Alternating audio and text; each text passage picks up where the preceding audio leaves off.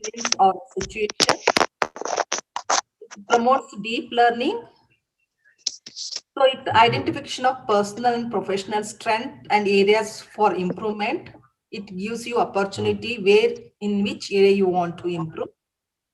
So it identifies the educational needs. So here,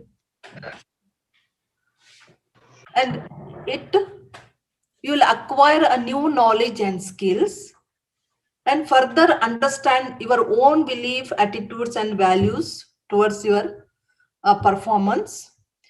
And it encourages self motivation and self directed learning. So you need not have any guide or mentor. Whichever you want to learn, you can learn yourself. If you reflect, so you can, it improves your learning practices. And it could act as a feedback for your knowledge or skills acquired from the whatever the learning process. So possible improvements of personal and clinical confidence. So it boosts your the confidence, right? Once you know that you know the you know something, or you have got some skills, whether knowledge, whether it is the skills, or whether it is a practical skills or theoretical skills, you must have read it. So you think that you know it, but sometimes may not you do not know what exactly that means. So if you, once you know that you know the things in a better way, so it will boost your confidence. So have you really the made a relationship means what is in it? Whenever you give the exams, always you estimate what is the what marks you predict what marks you are going to get. Many times it happens that you predict something and the actual grades are lesser than that, isn't it? So this is called another. There is a one word you should know in the reflections: metacognition. That thinking about one's own thinking. So that is the awareness of his or her level of understanding. So you have to think about your thinking, means what you have understand, whether it is correct or not, you have to think about it. Not just leaving like that, that I have understood. Whenever the lecture is listened to, means you are heard of some lecture of, or you have got, you have to see the, when you see some demonstration, you feel that you have understood it, isn't it? But it is not 100% true, right? So it must have happened that when you expect some grades, and but actual grades are something different. Why this happens? This is because you have not reflected your learning process. So because of that, it will happen like that. So your actual the concept is different, but you have understood it differently, right? So what you are best you have to do is, so what is exactly knowledge construction? Whenever you new knowledge is acquired, so you should connect it to your existing knowledge. Means whatever you have learned in previous years, or previous grades, like in 12th standard, whatever you have learned, you have to connect this knowledge to that. Whenever learning involves build mental models, like it is called a mental model schema, it is called as, consist of both new and existing information. And whenever you link this, the learning, whatever skill you are, new skills you are learning, if you link this new skill to your old skills, so with the your knowledge acquisition will be better. The richer the links between new and existing information, the deeper the knowledge, and the more readily it can be retrieved and applied in the different situations, right? This is called as a Kolb's learning cycle. You can see here, this is a concrete experience, whatever the learning process. So you are whatever your learning process you are experiencing is called as, this is the experience. In the process is going on, this is called as concrete experience. So it is a feeling about the learning process. And reflective observation, watching means what you have learned in the whatever you are learning. So you have to reflect whether you are whatever you are learning is correct. എനിക്ക് തോന്നുന്നു എനിക്ക് So any problem? Please mute yourself. So reflective observation, watching your learning is called reflective observation. And abstract conceptualization, this is thinking about whatever the concept you have learned in the process. So again, you have to think about whatever you have concept you have learned, whether it is correct concept. So rectify it if it is not correct. This will happen when you watch back or give feedback to your learning or discuss something about the learning. Then you will get to know that whatever you have learned is correct or not. If it is not correct, so you have to rectify it. Then you will get some abstract concept which is a correct concept. Then once you have that concrete dimension, then you can experiment on a new situations. So you whatever the solution you have learned for a problem, so you have to apply it to new situation. So the active experimentation, once you apply it to whatever new situation, apply means it can be some practical examination or some theoretical examination, or for some YOC examination, or whatever some situation comes, the real time when you are talking to patients or talking to some other students. So that time you apply that particular knowledge to knowledge at that situation. Then once you apply it, then the concept will be more clear. While applying also, sometimes you feel that you do not know this part, so again you will get go back to that particular knowledge or skill, so details of that, then you will understand it. When you are applying it, you will learn more. So this is how the new knowledge is acquired, linking with the old knowledge. So what are the writing prompts for reflective writing? So how the self-directed learners, what they have to do? So they have to first assess what is the task will be given. For particular, we'll take some example, like exams only we'll take as a task. So this is, there is some anatomy exam is there, pathology exam is there. So what exactly the task? So what they are going to ask? So if there is a theory examination, you cannot read about exactly the technical practical examination part, right? So you assess the task, what exactly you are going to get in your exams.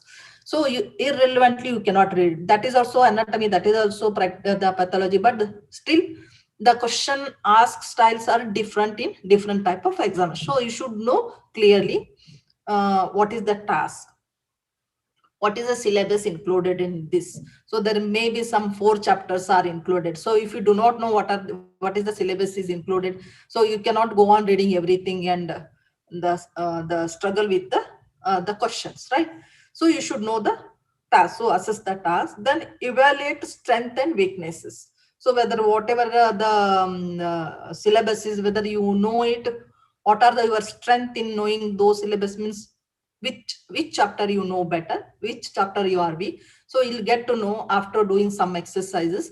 So that evaluate strength and weaknesses and plan accordingly and apply it to strategies and monitor your performance. Then you reflect back after performance. Also again you can at every level of learning and the evaluation, you can reflect back where you went wrong, right?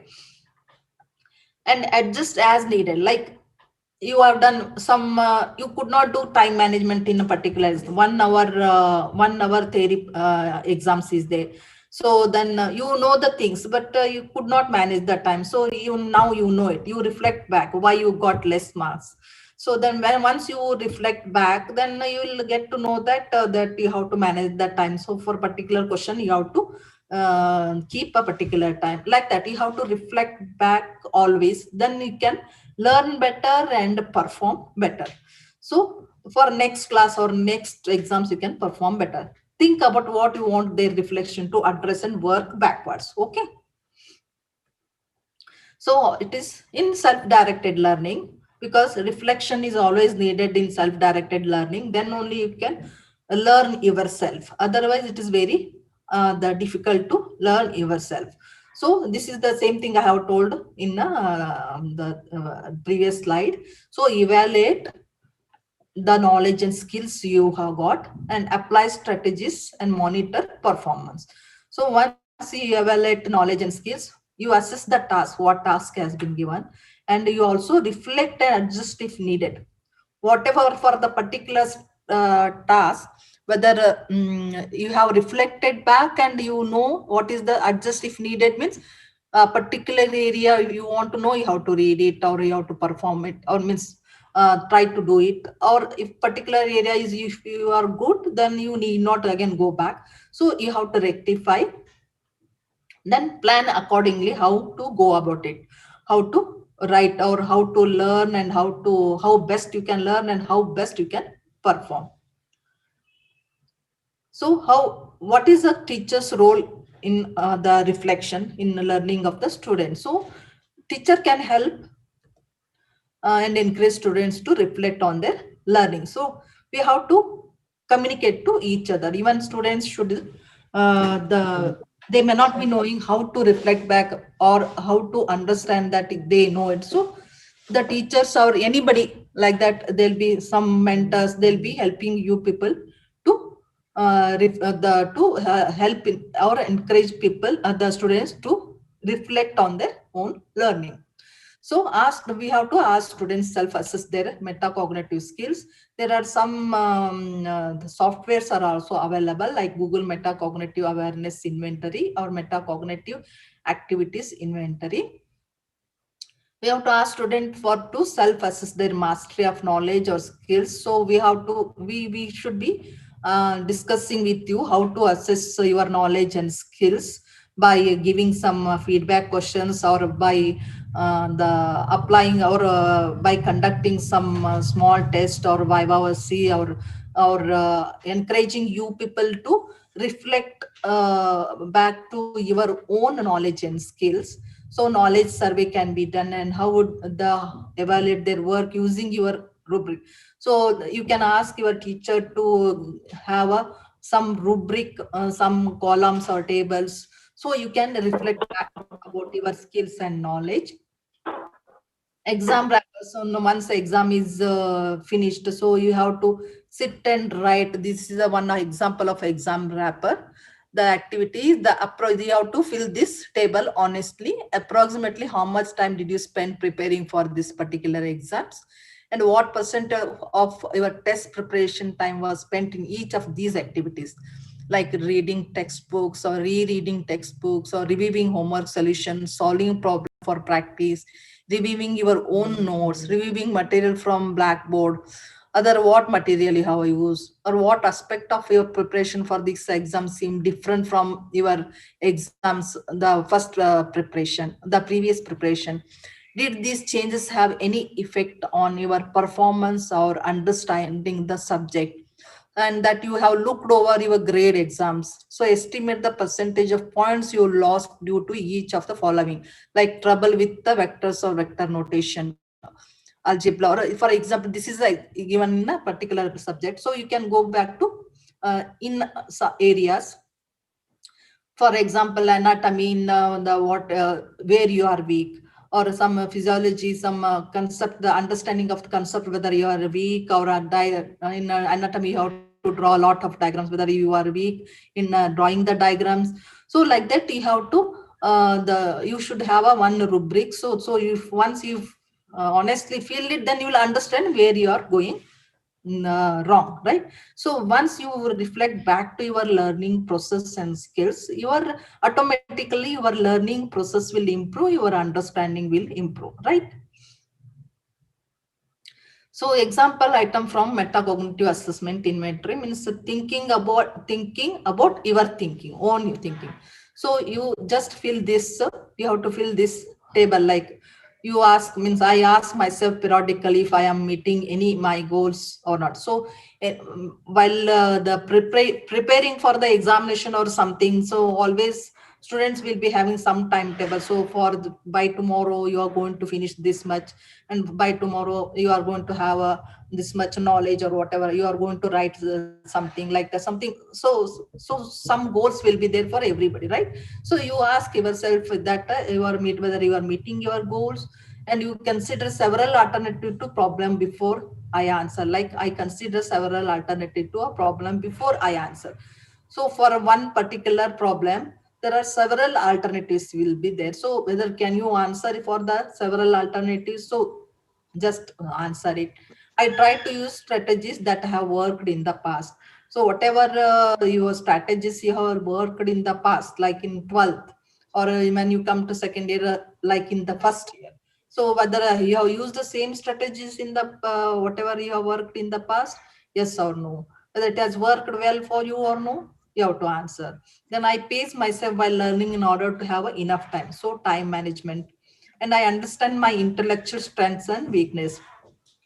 And you have to understand your strength and weaknesses. So what is your learning style, how best you can learn, whether only reading you will learn, with group discussion you will learn more, whether you are reading alone you will learn more, or whether seeing it you learn more, with the image you learn more, or with some flow chart you learn more. So strengths and weaknesses of your learning styles you should know, so you answer for that.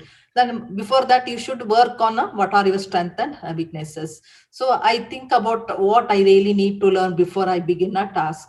So before you begin a task, you should think that what you really want to know about it, whether it is true or false. You have to answer.